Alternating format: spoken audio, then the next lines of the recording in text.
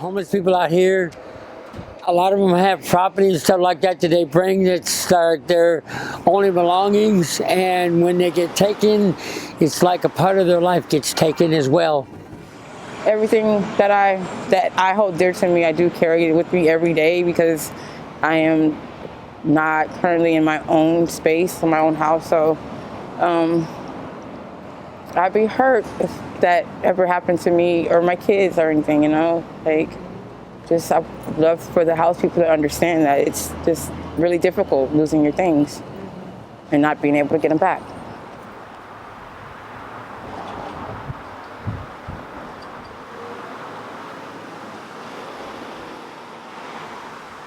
You know, sweep certain streets and they'll take everything, you know, like if you don't have it packed up and on the move, then they'll take it, you know, so.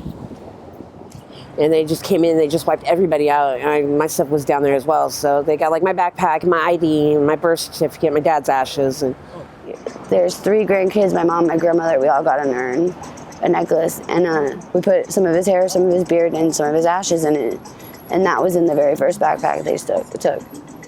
You learn to get tough skin out here with stuff like that because like I said, you can't have anything sentimental. My mother died a few years back on Christmas, and I had some videos of her alive. That's the last videos I had of her. And those are gone. Those were on my iPad that I can't get back. They took everything.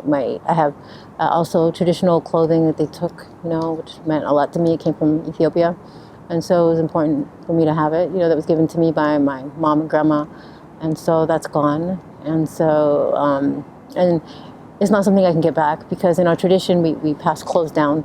Each item was held by each individual that was in our family along the years. They hold memories that you cannot replace, that you always have, but you cannot replace it. You can't not hold what your mom held at your wedding. You can't smell the flower bouquet that's on her dress. You can't even imagine the things that, you know, people suspect and need to have to survive out here. It's our privacy. It's what the city wants to take away from us. You know, people that live along a doorway or in sidewalk at night time always cover their heads up with their sleeping bag. A lot of people would say it's light, they do it for. Other people say heat. It's actually it's discretion. It's one time of the day the world won't look at you and you're not looking at the world. It might be a blanket over your head, but it's still your own occupied space. I prefer a tent. Unless you have your money in your pocket, all your money is gone. And all your jewelry, all your sentimental items are gone. Anything that people have to recognize you are gone. Like, if you have a shitty night beforehand where you have to change your outfit because you get soaked, and so you're wearing all new stuff that nobody recognizes you in, and then all your shit gets taken. Like, from that point on, pretty much nobody's going to recognize you. Un ejemplo, a mí cuando me quisieron quemar, se quemaron mi seguro social, mi permiso de trabajo, cosas de migración y todo lo demás. Yo nomás siempre voy a un lugar donde tienen copias y puedo ir a buscarlos cuando tengo que hacerlo personal. Gracias a ellos tiraron todo, no dejaron que sacara nada. Entonces yo ando como... DBW is the main face that you'll see taking your stuff, but actual police officers will have no problem doing it too, or like other, like, I want to say vigilante workers, I guess, because like you'll see them behind Travel Lodge selling some of the shit that they take. How do you think the city should compensate you for the loss of your possessions?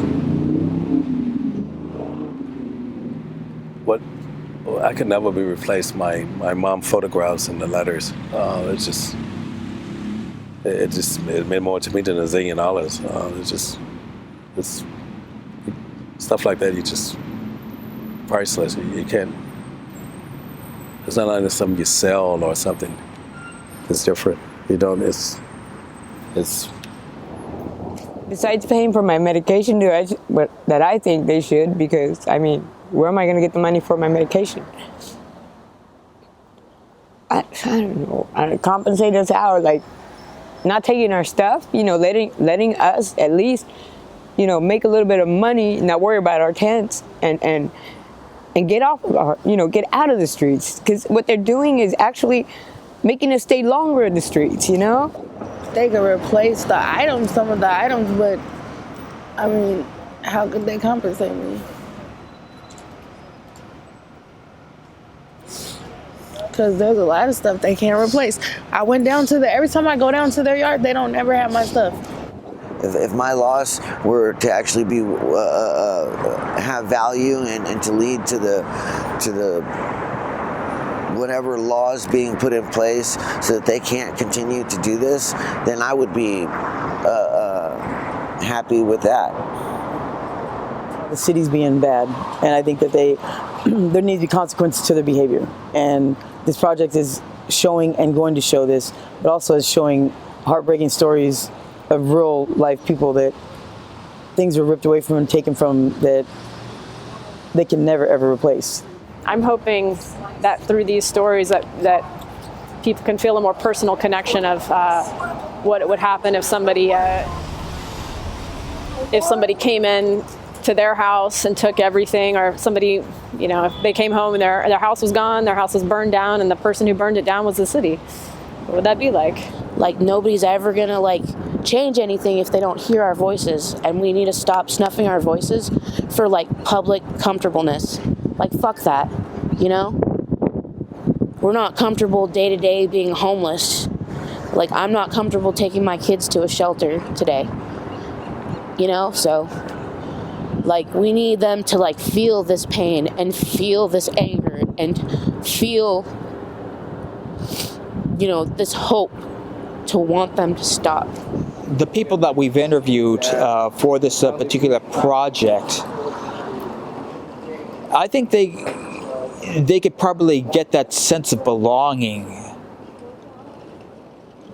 just by having their humanity recognized. That's probably as good a starting point as any. You know what? We're all our city, our home. This belongs to all of us, not just you guys. This is where we were raised, and this is where we belong.